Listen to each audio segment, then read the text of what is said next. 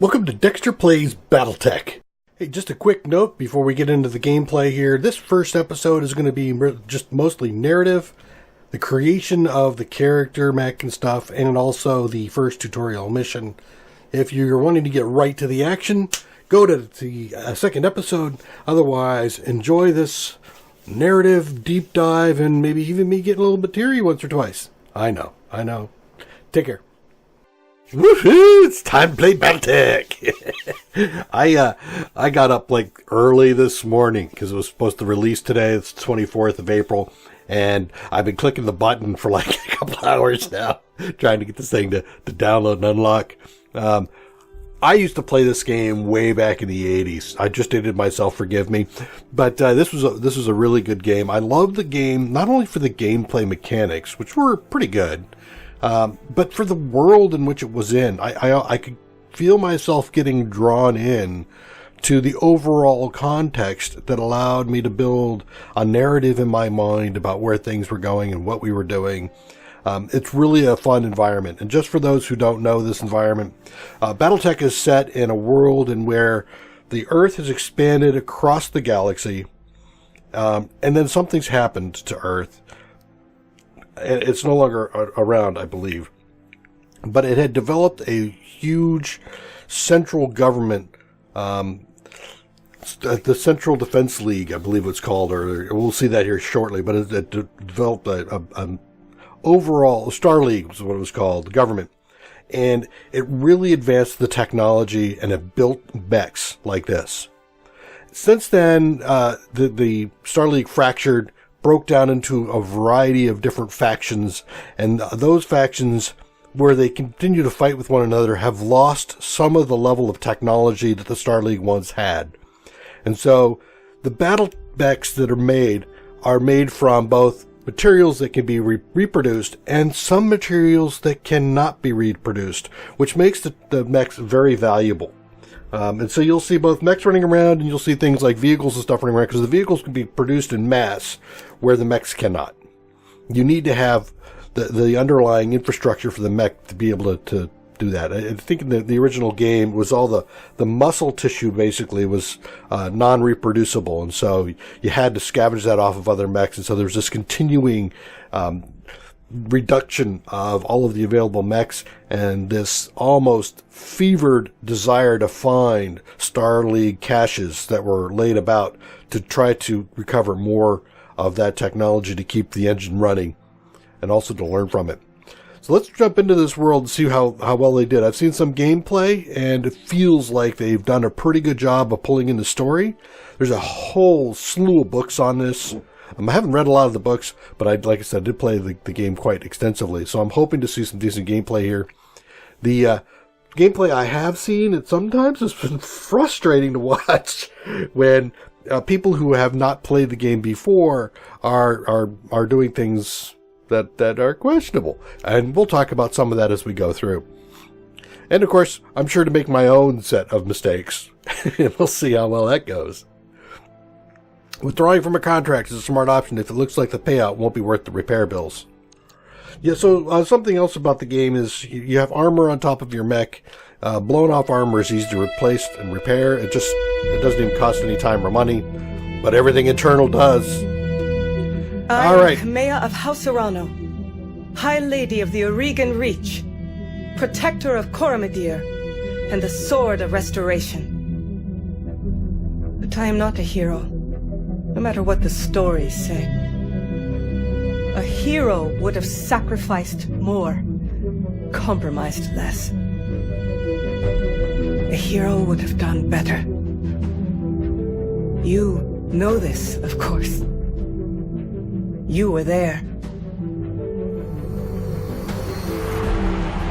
My father used to tell me stories about the ancient times, about the Star League, a golden age of prosperity, upheld by the great MechWarriors of old, guardians of the innocent, protectors of the peace.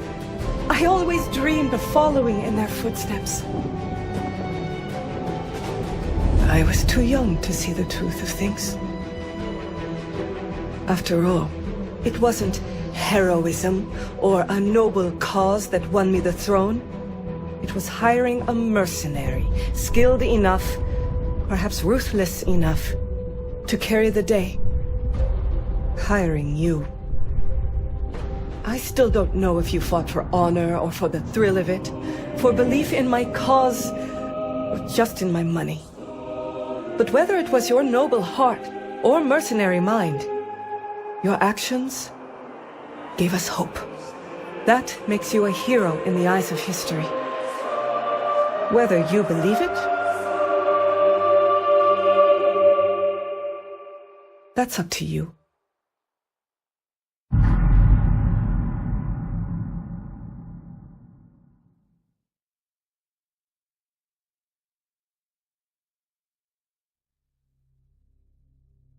Well, there you go. That's the introduction.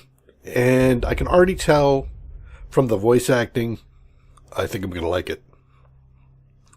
The Aurigan Reach is a small kingdom in the rimward periphery, a region of space that lies at the outskirts of the more densely colonized inner sphere. It is the home of the Aurigan Coalition, a federation organized around a parliamentary monarchy and ruled by the Arano family. For 3 generations, under the rule of House Arano, the Aurigan Coalition has remained a relatively peaceful corner of the periphery. It is here your story begins. Alright. Dickens gives your family came from, so I get to choose where I came from. God, wow. Let's see. I don't know why, but I'm getting hit in the feels, man.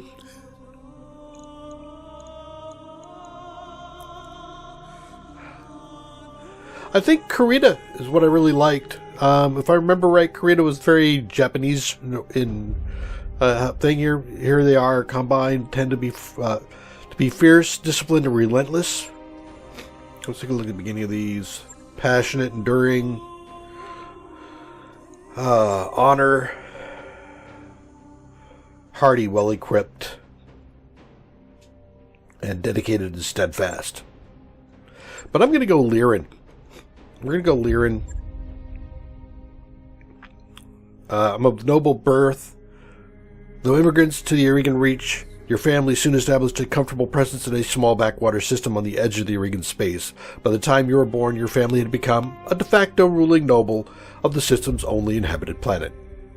You were the oldest child, heir to the family's titles, and ancestral BattleMech and old BattleJack BJ-1. This is where you met Raju Mastiff Montgomery, a veteran of the Succession Wars, who your parents hired on for a session to train you as a mech warrior.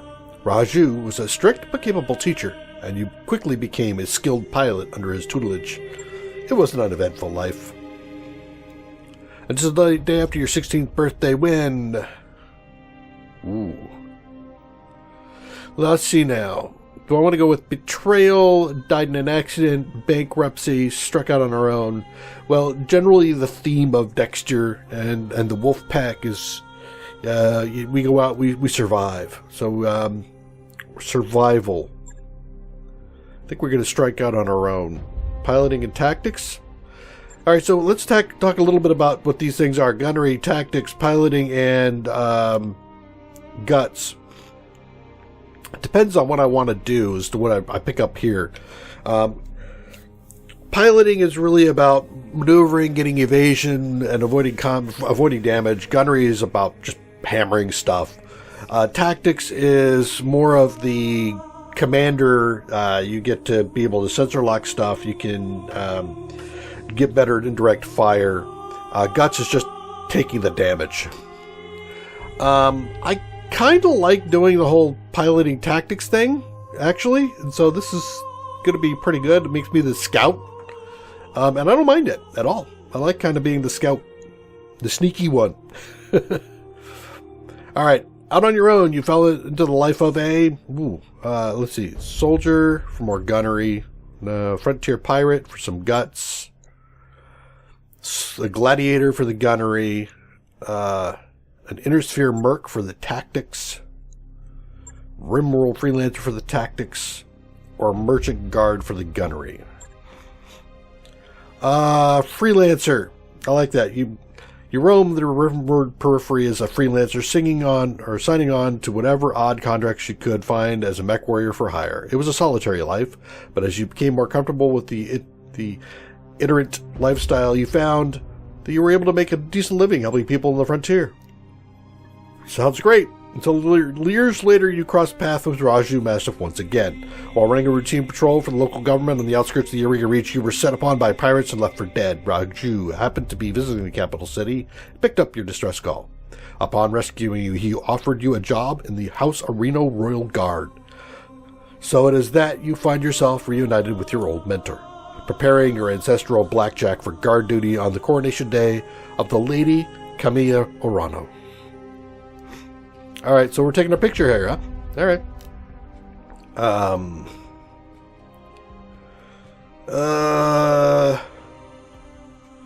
This is what, a basic character portrait? Do I get to change it at all? How come everybody's so young? I'm not that young. Damn it.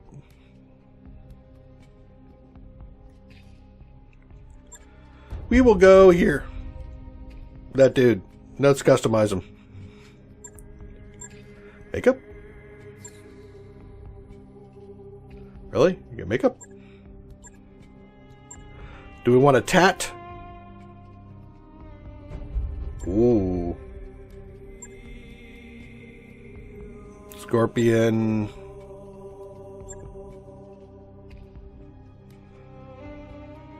Maybe. Tat 6. Nah, no, we're not a butterfly. Oh, isn't that cute? Maybe. 6 or 9, I think.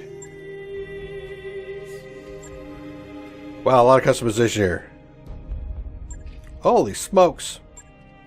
Peoples, can I see all the tats? I mean, if there's a lot of these, give me a menu on the side. Just say, hey, look, select your tat out of this list. Learn something from we, people. Okay, so we've cycled, and I think 6. Are we battle hardened? Do we take a scar? I don't know where that is, but we'll leave it there. Hairstyle. No, we're not bald. Yeah, something like that, maybe. I'm fine with the eyebrows. I don't want to get crazy. Facial hair. Yep. The Dex does have a beard and a mustache. So, it's not quite like that. It's a little bit more. No. I don't have handlebars. Close. Kinda that. Yep. Expression. I'm a grumpy old guy. Come on, give me grump. A little bit. That was expression 3. No. No.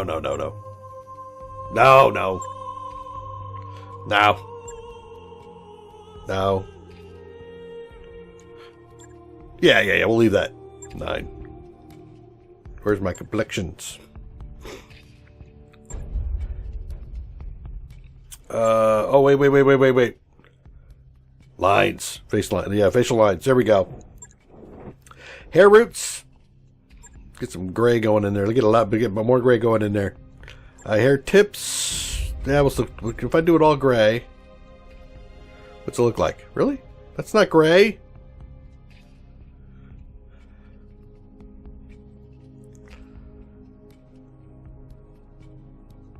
Yeah, we'll do that. Oh, look at this. Would you look at this? Holy smokes. Yeah, that one. Clothing.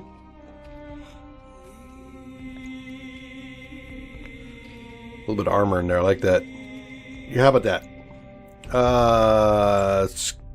Skin. Yeah. Probably more like that. Rather be more like that. But hey. We'll do this. My lips. Really? Black? What? What the hell? Okay, whatever.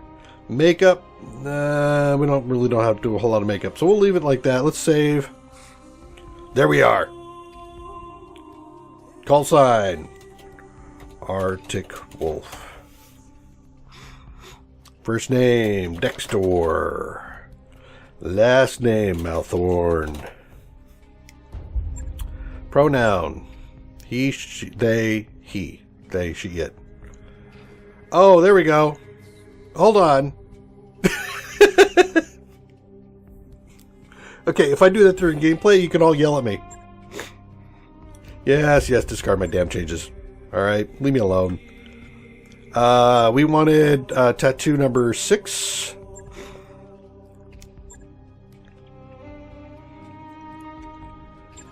Expression, I think it was like 7 or 8 or something like that too. Come down here with the lighting a little bit, buddy. Take it easy on it, okay? Come up with this. We were, I think, what, one right there? Right somewhere in there? Oh, no. Oh, this is camera angle, right. The camera angle is like right in your face. Come on, where's the right in your face one? Pretty much. Actually, that might be good, yeah. Clothing. Yeah, green armor. Was there green? I'll leave it there. Red armor's fine. But that's not the expression. The expression was the grumpy one. No. Maybe like that. There we go. And we're gray. Perfect. Eyes are... We'll go with hazel. Skin color, we're going to come up a shade or two. Right? Really? Probably there. Lips, makeup, fine. Save. Alright, now I'm done. Now I've gone and done it. Let's take a look. Holy crap, this whole thing's going to be me just doing stuff. Background and stuff, yep. Good. Confirm. MechWarriors Path. Achievement made. High Lord Arano is dead. The Irigan Reach is left an uncertain crossroads. Once prosperous, is now a kingdom in decline, surrounded by powerful neighbors. Lord Santiago Espinosa, brother-in-law to the High Lord, is convinced that the slow-moving Council of Founding Houses must be dissolved. His proposed directive would conscript their houses' guard and centralize power under a single throne. However, the High Lord's heir, the noble Lady Carano, is determined to rebuild the Reach without transforming it into an authoritarian state. She refuses to enact Uncle's directive and is rebuked his vehement pleas to reconsider. On the morning of Lady Arano's ascension to the throne, her loyal captain of the guard, Raju Mastiff Montgomery, makes preparations to escort her safely to the coronation procession that awaits in Cordia City.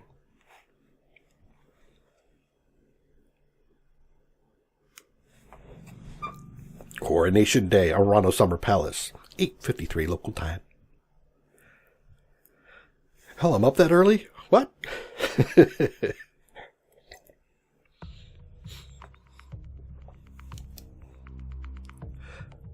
I wonder if there's like a coffee cup holder in my mech. Because, damn, if I'm up that early, I need my coffee.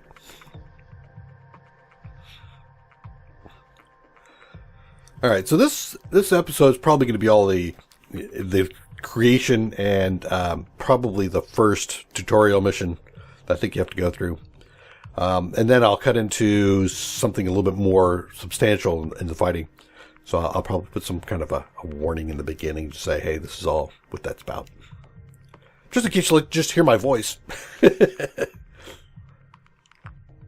And here we get a little teary in the beginning. Jesus Christ, what is this old guy stuff? Command interface Initiated. initiated. Woo! Nice. Yeah, baby. Camera movement. Really? WASD? Got it. Now what? Use the right mouse button, Q or E, to rotate the camera. Woohoo! Okay, did I do it? Here, go all the way around. There we go.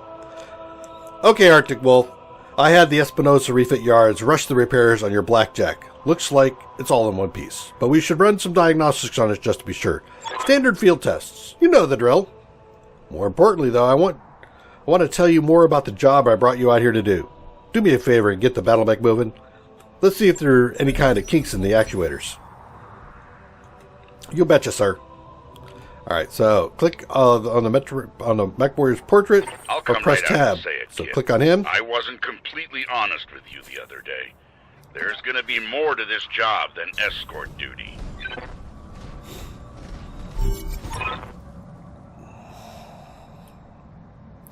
I brought you here because there's something wrong in the capital. It's been too quiet since High Lord Tamati's funeral. And I'm worried about Lady Kamiya's safety during her coronation procession. Anyway, looks like your actuator's checked out. Let's conduct a weapons test. Target one of those burnt-out old vermin mechs and open fire. I can't prove anything, but my gut tells me something's off, and a warrior trusts their instincts.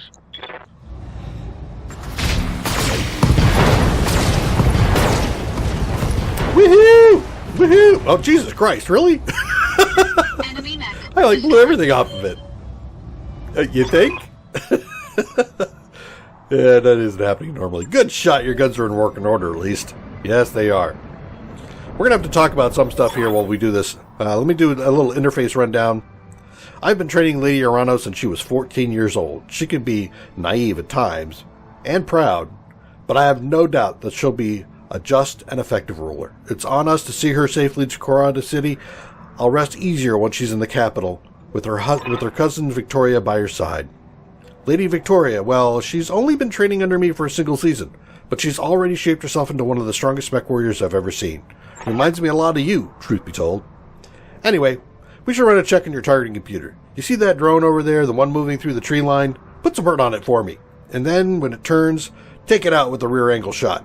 And it's down. Once it's down, we'll keep on moving. To me. All right. And her late father, High Lord Tamati, was a good friend. So if we look on the screen here, we can see which turn it is around. We see some bars up here. The ones that are somewhat highlighted are the ones that have some kind of active mech in it from the top down. So it's turn 3, 2, and 1. 1 doesn't have anything in it, but it's there because I could reserve all the way back. That's one of the things we could do. You get the objectives over here on the left-hand side up near the top. So here all I have to do is fire targets in the forest. And then you've got the UI, which is the people down here. Now, once I click on somebody, here are all the options of things I can do. I can only attack. Here are all the weapons I have on me. I have a medium laser, an AC2, more medium lasers. I can do melee if I get up next to something, or I can do death from above, DFA, which is I do a jump jet, a jump up in the air, and land on something. Does a lot of damage, but you also end up doing damage to your legs as well. You know, it's just the way it works. And then over here is the placard of what I got. I'm going to move in the third phase. And this bar here is my heat. I have just a little bit of heat on me. This is stability, so as this slides up, I'll be more unsteady on my feet. My name, Arctic Wolf. I'm in a blackjack. And then, I think is my armor. But here's the listing of armor. You can see, if I go up here at the top, it says, my mech has a total of 376 structural points and 680 armor points. That doesn't mean I have to go through the whole thing. That just means my total. So if I get hit somewhere like in the center torso, I have 90 points of armor on the front, the center torso in the front. And once that's gone, it'll start hitting structural damage. And once the structural damage is gone, this section is destroyed. So destroying sections. If you destroy both legs, if you destroy one leg, you knock a mech down. If you destroy both legs, he's gone, he's out of the combat. Viable way to do that. Plus, if you do it that way, since you're not blowing things up on the top, you tend to have more salvage. If you hover over an arm like here, you can see I have a medium laser in this arm and my AC2 there. So if somebody blew this arm off, those two weapons would go away as well. The way to kill a mech: take out the legs, take out the center torso where the gyro is. Each mech has a huge gyro in the center. And if you take that gyro out, it takes out the mech. And then last is the head. The head has the pilot in it. You take out the head, you take out the pilot, you take out the mech. So 3 points of kill: head, center torso, both legs. There you go. You also have rear, and in the rear you have some armor up here in the body. The rear of the legs is the same as the front of the legs. It doesn't matter, same as the arms. But in the torso, and both right and left arms here, the left, right, left torso, and the center torso have armor in the back. And you can see that the armor in the back is going to be less. It's 45-70, and in the front it's going to be 90-70. And the 70 structure is shared. That is the same center 70 points front and back. So ideally, if you're just coming in the beginning, you might want to get behind somebody and blast them. Another thing about damage is if you take out an arm, the next time something comes in that would normally hit the arm, it passes through, and you might hear that word pass through a few times, to the center torso, to the left torso. If the left torso is gone, it passes through to the center. So if you take out these points of these two things of armor and you're shooting it from the side, you're going to skip armor and just hit structure. Very important to know. All right, all these things over here will generate heat and do damage. You can see that shooting my medium laser will generate 10 heat, do 25 damage. It has a little bit better accuracy. and it has a certain range to it, which is medium range, and we'll see that when we go out here. The AC-2 is kind of like an anti-aircraft gun. It's got very long range, but it doesn't do a whole lot of damage, but tends to have a high rate of fire. In this particular case, the high rate of fire is just reflected in damage it does. I don't hit a bunch of times, I just hit once. But it used to be in the original game, these used to be on mechs that were intended for anti-aircraft stuff. And that's about it. So then we got target dummies. So if I want to, I can move up to take this thing out, but if you see right on the front here, I'll zoom in. You see these little bands on the side? This relates to the type of weapons I have.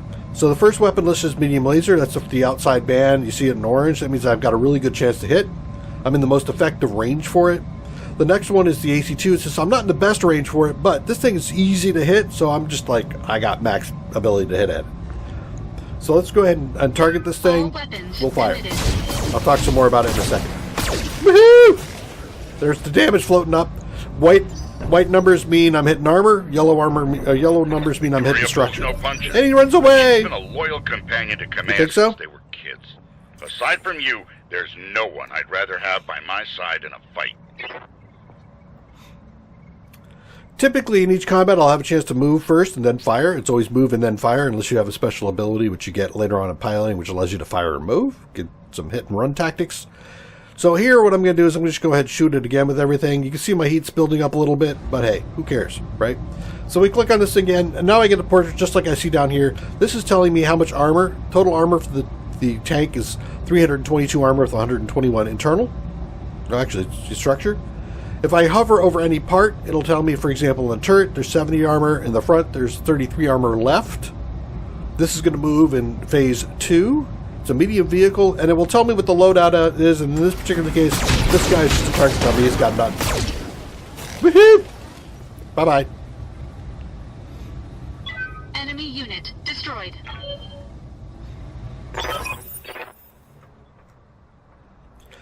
Raju Master Montgomery. Nice shot! Now, I don't know how familiar you are with the Eureka politics, but the Reach was badly shaken by High Lord Tamati's death.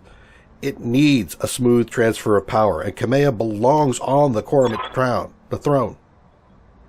Go ahead and fire up your jump jets, kid. I want to see you descend this cliff. Aim for that patch of ground over there near the edge of the lake. Ote! Ote, daddy! Here we go. Click. There's the jump jets. You'll notice jump jets do cause heat. So if you jump around a bunch, you're going to be heating yourself up. So keep that in mind. You're going to have to manage heat. It gets to the point where it's a choice between shoot or jump. Jumping tends to add a lot of evasion. You see those arrows right underneath the word said jump, and you see 4 arrows, 4 little chevrons. That means I have evasive, and there's 4 points of evasive. Once I jump, I can pick, and I can aim myself. I'll aim this way, so I cover both mechs. Enemy detected. Yeah, I was afraid of that. Now it says I'm going to overheat. Jets build a lot of heat, and that was more than your engine could handle. Head on into that water. We need to get you cooled off. Another little thing is the terrain. You can see the terrain here. This is all standard terrain as I hover over it. If I hover over here, it says I'm in water. I can get better heat reduction here. So if I'm going to be doing a lot of heavy fire with a lot of hot weapons, sit in some water. Warning, plasma leak detected. Jump jet malfunction. Jump jet systems damaged. System inoperable until repair. Oh, for the love of the gods. This is what I get for insisting on a rush job. Not that I had much of a choice. The Espinosa refit yards are backlogged like you wouldn't believe. It looked like they were trying to process every single Royal Mech guard mech in the time for the coronation. Yeah, they are. There isn't any time to get your jets replaced. So we're going to have to make do without them. Go ahead and take that mech down with a melee attack. I want to be sure nothing else is going to break down on your blackjack before you take it out on the Coromant Road. Alright, so I got my health, my heat's down. Melee attacks require me to select this. Melee attack is just me going up and ramming this dude. Now, various mechs will do different moves. Some will just headbutt, some will kick, some will punch. My blackjack, if we take a look at him, let's take a peek at him. That's my blackjack there. He doesn't have any arms or anything like that, so he's either going to kick or he's going to headbutt. So let's do that attack. Woohoo! Come here, buddy. You're mine. Physical Boom! Nice. Good hit. At least that's solid. All right, one last test. I want you to take your blackjack up to a sprint and evade my attack. If something goes wrong today, I want to know that your mech can maneuver. So let's talk about that melee real quick. You see this? So down here says 40. So this particular mech does 40 points of damage if he melees. Melee damage is kind of dependent on a few things. The heaviness of the mech, how big it is, and also whether or not you're actually built to do that normally, like if you have fists. The death from above is really just about your jump jets and the weight of your mech. So I can do a lot of damage from my death from above. Don't let that get you. I mean, seriously, people. Doing a whole bunch of death from above is an easy way to get yourself dead. It's fun, but it's situational. So now I'm going to get evasion. Evasion makes it harder to hit me. I got 3 points of evasion, or 4. 1 point of evasion comes off because it got shot at. Every time you get shot at, you lose a point of evasion. Congratulations, Arctic Wolf. Your blackjack is completely combat ready as it can be, given the circumstances. For what it's worth, I hope that my suspicion turns out to be unfounded. And at the end of the day, having a good laugh about what a paranoid old man I've become. But if not, then I know that you'll be ready. All right, it's time to move out. Lady Arano is waiting for us at the mech bay. Of course, this mech warrior was a student of yours. I'd expect them to know their way around a cockpit. Gee, thanks. Thanks, Mom. All right, let's return to Mastiff. Run over there. I don't quite have the range. I could jump, but there's no reason to jump, so I'm not going to. It's pointless. Hey, you. How you doing? Let's move on over here and take a look at him. Now we're in it. Arctic Wolf, allow me to introduce you to Camilla Arano, the soon-to-be High Lady of the Aurigan Coalition. Is Lady Victoria on the channel? For the time being, my father has summoned me to the Picton docks. I have a fleet inspection and a tour of the family refit yards to preside over before the coronation. Behold the responsibilities of a noble daughter. A font of tedium that never runs dry. I know the feeling, cousin. By this time tomorrow, I'll be responsible for the entire reach. Give my best to your father, and don't be late for the tourney. The gambling dens are already taking bets on how long it'll take me to cripple that customized monstrosity that you pilot. Bold words, cousin, but the only victory he'll be celebrating is mine. You may be ascending the throne today, but my Kaga is more than a match for the family heirloom that you call a BattleMech. And in the arena, I reign supreme. I'll see, cousin. We'll see. At any rate, I will see you in the turning grounds. Sir Raju, I'm ready to go with you when you are. Overland along the Cormorant Road, as is the Arano tradition. Aye, Camilla. We'll get you there in one piece. Arctic will fall in behind me. And remember what I told you. Mission successful. Woohoo! Alright, we are done with the creation, the initial narrative, and the very first tutorial mission. Now we'll have an easy run. Let's see, we're running 30 minutes here. And I think what I'm going to do is I'm going to go ahead and cut here, so that if if anybody does want to have skipped this, they'll be able to get into the next one. I remember the Aurigan reach of old, the time of the great expansion. I was just a boy then. Proudly we went forth, bringing the light of our coalition to so many systems. And for what? To see our great kingdom slowly waste away? Year after year, the Council deliberates while our economy falters, and the wolves bay at every door, while covetous neighbors plot against us. Well, I say, it can go no further. We are here today because if Lady Arano will not act, someone must. I know what I'm asking of you. You will face former comrades, or even loved ones, on the battlefield. I take up arms against my own niece. But remember, today we sacrifice so that tomorrow we can return our kingdom to its proper glory, to its proper strength. So should you fall tonight, know that you did so as true heroes of the Reach. To your stations! For the Directorate!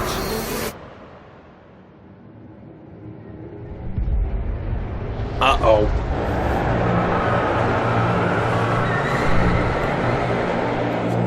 Drop pods. Drop ships.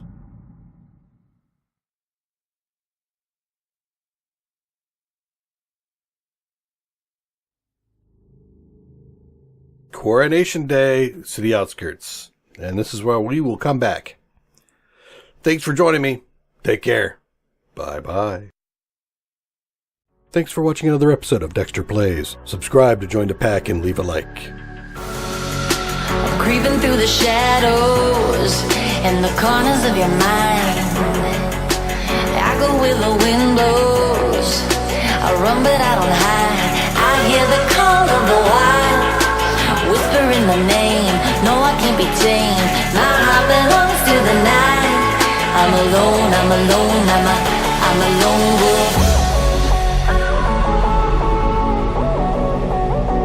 I'm a lone wolf. I'm a lone wolf. I'm a lone wolf. I'm a lone wolf. I'm a lone wolf. I'm a